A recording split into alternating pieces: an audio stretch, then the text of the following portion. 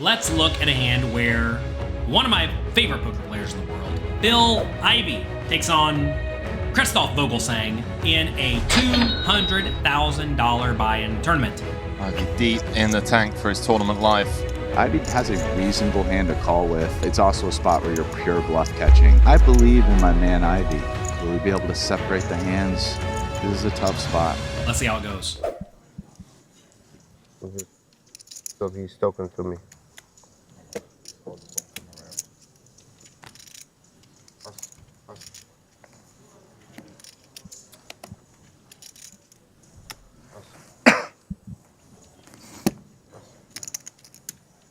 Very still in the mix, playing 55 bigs.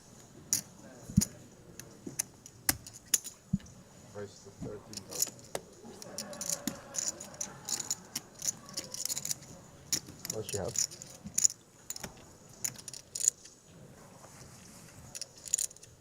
$200.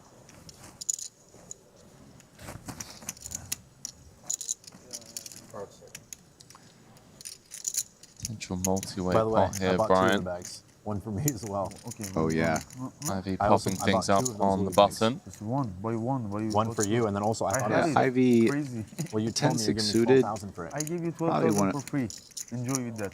a standard Why open, but don't? one of the told me you weakest gave me hands 12,000 being bucks. opened I at the gave you button at 30 big blinds. And then, yeah, deciding how he wants to respond. You didn't give me 300K. I won Here. 300K. 3-bet or call. I don't think he folds. But yeah, I Will think you it was back to super sick. Vegas? Could that? even Back to come Vegas with and jam. come to Dubai? Or no, you come straight to Dubai? Maybe I come to Dubai. He What's their decides right now? call. And Yeah, I think that's what the time bank was used for. Talk later. Yeah. He was, If there's stuff, I'll come. I mean, the problem with Jam is he's a little deep. I mean, Jam versus Ivey's stack is fine, but then I have he's to wait. deeper and Vogelsang covers him. So it's a tricky spot. She has to go. I think if they're all just like 30 I might, blinds, I might go to Dubai. Jam How is far like it very Dubai? reasonable. In this episode of Weekly Poker Hand, Phil Ivey raises it up on the button with the 10-6 of diamonds, playing about 33 big blinds deep. Perfectly fine, perfectly reasonable, unless he thinks he's going to get 3-bet a ton, and there's really no reason to think that. Around to Ben Heath, also one of my favorite poker players in the world, by the way. He calls in the small blind with pocket fives, which also is perfectly fine and standard. If, in this scenario, perhaps Vogelsang was 30 big blinds deep as well, maybe Ben Heath could consider an all-in, but when Vogelsang is deep on his left, Ben Heath cannot just rip it all in, because whenever Vogelsang wakes up with a good hand, that's going to be really, really, really, really bad for Heath. So he calls, and then Vogelsang gives it some thought before calling with the 7-6 suited. He gives it a lot of thought. Good thing they have the time bank.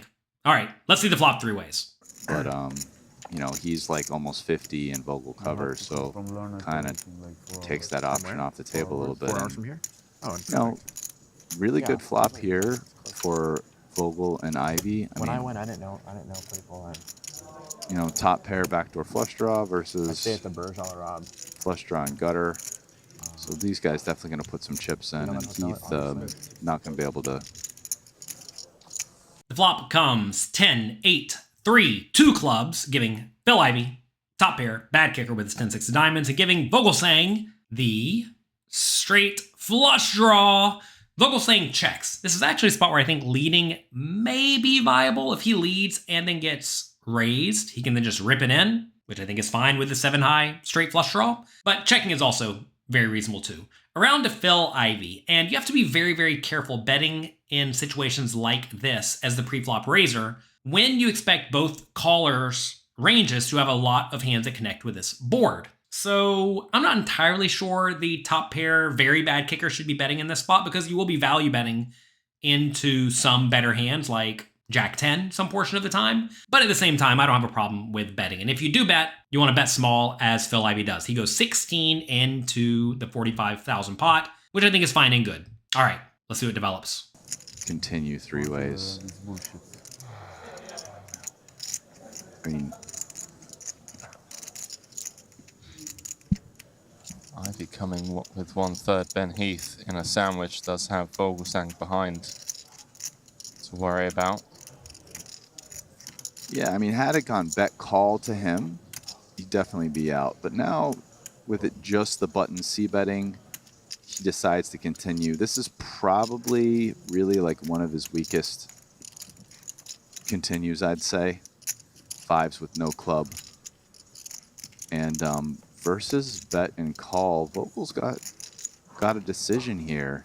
Ben Heath decides to call with the pocket fives, and I don't love this call. I mean, look, I'm going to presume whatever Ben did is right because he is one of the best poker players in the world. But I would think without a club in this spot, you probably don't want to call, because if you do happen to get lucky and spike the 5 of clubs, it's either going to sometimes not be the best hand, or you're going to have a tough time getting a whole lot of action. So I would just let this hand go, especially given Vogelsang could easily have a hand that connects with this board. But whatever, Ben calls over around to Vogelsang, and he has to decide if he wants to call or raise. You know what I want you to do? I want you to take a second and think about what you do. Pause the video and write in the comment section below, in this scenario, if you were in Vogelsang's shoes, would you fold with your straight flush draw?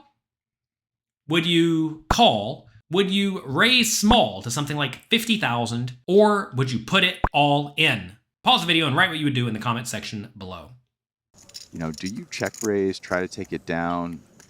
Little dicey inflating the pot with 7 high, but I guess you're okay getting it in with Ivy, or just call and have this really be one of the strongest draws that you slow play.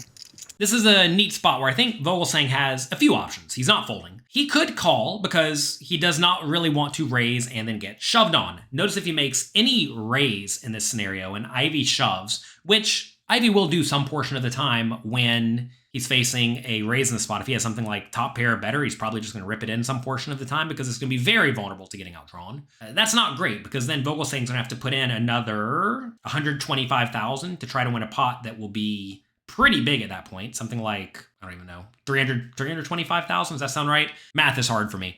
And at that point, he probably has to call it off. So I don't really love a small raise in this scenario. He does have to be concerned that Ben Heath is slow playing with something like 8s or 3s or 10-8 suited every once in a while. But even then, it's not the end of the world. So I suppose I don't hate a raise. But at the same time, I think shoving is not great, because when Ivy has a good hand, he just calls it off happily every time. And also, whenever you raise small and then get jammed, it's also not great. So I think this is a spot where with a reasonably high equity draw, calling is fine. Another problem with shoving on the flop, by the way, is that if Vogelsang does happen to get called, he's going to be against a lot of better draws, like ace-x of clubs, and that is definitely not where he wants to be. So Vogelsang gives him some thought and makes the call. Here we go to the turn.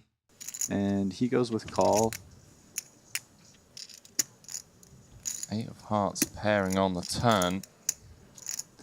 And a card that's going to be really, in a weird way, it's kind of like a good card for Heath from his perspective, as 5s is already very dicey 3-ways, and you were already behind an 8 anyway. This filled in 0 draws. But I think both Ivy and Vogelsang very hesitant on this card.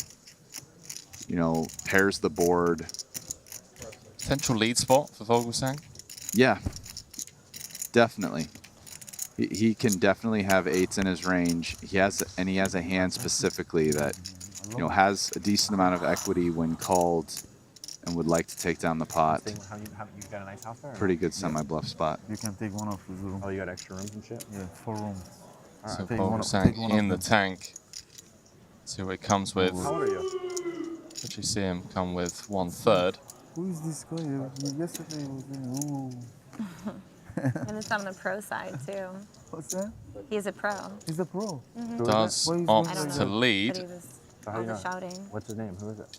The turn brings the 8 of hearts. Ben Heath checks, and this is a spot where I think checking and just getting out of the way for Ben Heath is definitely viable, because when Ivy bets the flop, he's going to have something. When Vogelsang overcalls, he has to have something, and something here is going to be either a high equity draw or some sort of pair, all of which just got a lot stronger when the middle card pairs on the turn. So Ben Heath just has to be done. And Vogelsang decides to make an interesting lead of about half pot. You may say, why would he bet with a 7 high? Well, typically, in this scenario, Phil Ivey is not going to bet the flop with all that many 8s. Which means when he bets the flop and the turn comes an 8, he probably has worse than trips. But if you think about Vogelsang's range, he's going to check and then call the flop with a whole lot of 8s, even after a bet on the flop and a call, given the bet on the flop was so small. Also, if Ben Heath did have an 8, he may want to lead himself, For the same reason, Vogelsang wants to consider leading the turn with an 8. So if Vogelsang's going to lead the turn with some 8s in this spot, he wants to find some bluffs. And the bluffs are going to be with various draws.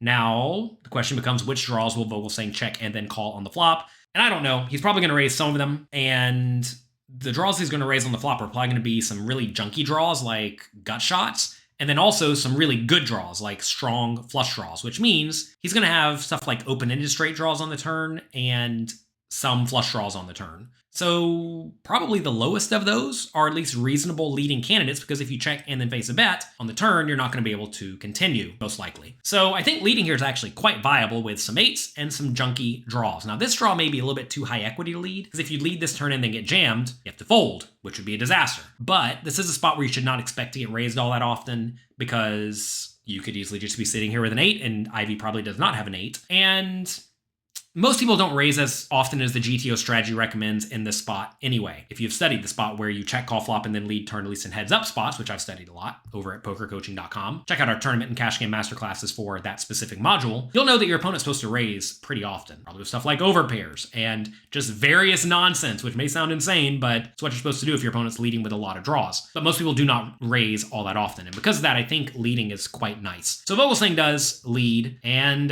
Phil Ivey has to decide what to do in the spot where he has what was a pretty good hand on the flop turned into a bluff catcher. What are you doing? But I saw.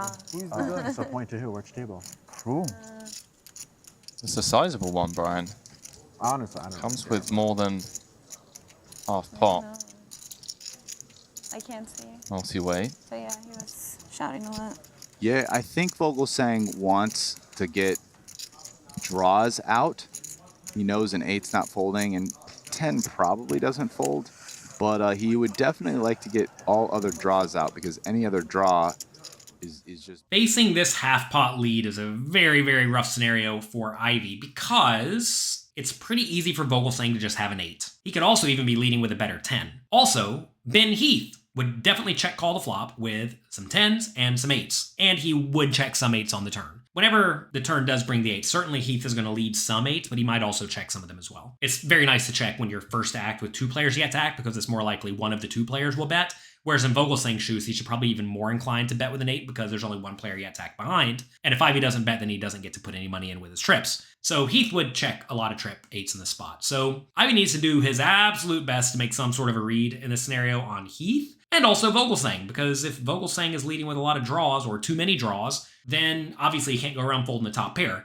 But if he's going to be leading with way too many draws, then it's a very, very easy continue with the top pair. And I'm not sure if Ivey should ever raise here, because he is just going to be raising and losing to the trips. But to be fair, if he's going to call and then call it off on a lot of safe rivers, he's going to lose to the trips anyway. So maybe this is a spot where Ivey could actually find a shove all in, given it's not for all that much money and the pot is already gigantic. But his kicker's really bad. I don't know. It's a tough spot. Every once in a while, the river comes something like a random king, and then it goes check on the river, and Ivey gets a chop out of it, or he just wins against a busted draw. So it's definitely a tough spot where I don't know what the right play is, so I'm going to presume whatever the great Phil Ivey does is right, and he decides to call. Ben Heath lets it go, and let's go to the river. Heads up. beating him, such as Jack 9, 9-7, or clubs. So when he's called here, I think he can be kind of put Ivey on a range that's very value heavy. Not saying Ivey can't have draws, like maybe the nut flush draw, you know, probably like 3x with a club. But besides that, very like 10 and 8 They will switch over to the left. heavy. 15 minutes. And now Vogel has to ask himself, well, you're never getting 3/8 to Yeah, fold, they'll but move us to- for 60% pot, can he get Better. Wow. 10s and 8s to fold? What a gangster. And yeah, and Vogel decides that, yeah, he can maybe get 10s and 8s to fold here. The river is a king, which is a pretty good card for Vogelsang. This is a spot where I'm not exactly sure what Vogelsang's range looks like, as it contains more random King X, which I have to presume is just going to be King X of clubs. He should be very inclined to shove the King X for value and a ton of bluffs. As his range contains fewer King X of clubs, though, he should probably be a little bit less inclined to bluff with all of his potential bluffs, because notice in this spot he's going to have some various gut shots, some open-endeds, some flush draws, and that's a lot of misses, right? He, of course, does have a decent number of 8s, but at the same time, he has a lot of unpaired hands. So I think this is a spot where a lot of the good, strong, loose, aggressive, high roller players overbluff. That said, the 7-6 of clubs is probably just a very reasonable bluff, given it loses to literally everything. So I love the all-in from Vogelsang. I think it's his only option, and that's what he does. Let's see if Phil Ivey can find a call for all of his chips in the $200,000 buy-in tournament. He has no showdown, and he's going to follow through. And despite the fact that he has the 7-6 of clubs, because of the way he played this on the turn, Ivey doesn't have a lot of club flush draws, so those blockers not being so bad for him. I think that's a lot of his thinking. And now Ivey just kind of has to decide, like, kind of either Vogel kind of has an 8, trip 8s, or he turned a draw into a bluff, and which one is it? And he's getting not quite as good of a price as you see, because an extra 130K there isn't called, but he's calling 120 to win 320, so like nearly 3 to 1. Phil Ivey deep in the tank again. There we go, Makes Phil. the I knew he was call. going to do it. Let's go, 10-6 buddy. of diamonds, and he's going to get shown the 7 high from Vogelsang. That's my guy. Oh, rough spot for Phil Ivey, but he makes the right play. He finds the call, and when all the draws miss, it's really, really easy for your good, strong, loose, aggressive, battling opponents to find all the bluffs. And to be fair, in this scenario, I would not be shocked if Vogelsang is maybe even supposed to be jamming the river with some 10s, but I bet a lot of people don't jam the river with some 10s in this spot. So if your opponent's not going to be shoving quite wide enough for value, and they're going to shove perhaps too many bluffs, your adjustment is to call with all bluff catchers.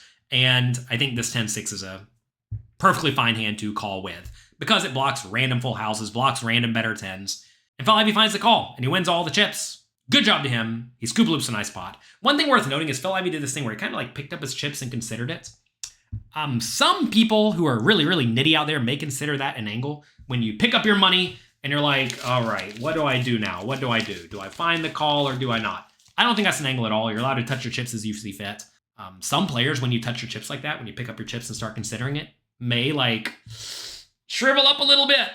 Now, I don't think Vogelsang is going to do that. He has a great poker face. This looks like he is incredibly enclosed here, so I don't think you're going to pick up much on him. But against some players, they will like shrivel up, or who knows what they do. Maybe they'll start acting funny. If they're acting funny when they think you're going to call, well, then they probably don't want you to call, right? Because if they think you're about to call and they just sit there and allow you to call, well, then they probably don't care if you call. But if they try to do something that disincentivizes you from calling, then obviously they don't want you to call. So this is a spot where, again, some players who are not so studied, not so sophisticated, they will give off a very clear, hopeful reverse tell, which means you should obviously call. Vogelsang does none of that. He just sits there and accepts it, as he should. And this time, the great Phil Ivey, one of my favorite poker players in the world, scoop loose a very nice pot with a bluff catcher in this $200,000 buy-in Triton Super High Roller Series. So congrats to him on finding the call. That's going to be it for today. I hope you enjoyed this episode of Weekly Poker Hand. If you did, please do me a quick favor. Click the like and subscribe buttons down below. I would appreciate it. Also, tell your friends about this channel. You know what? You don't have to tell all of them. Tell one friend who wants to get better at poker about this channel. I would appreciate it.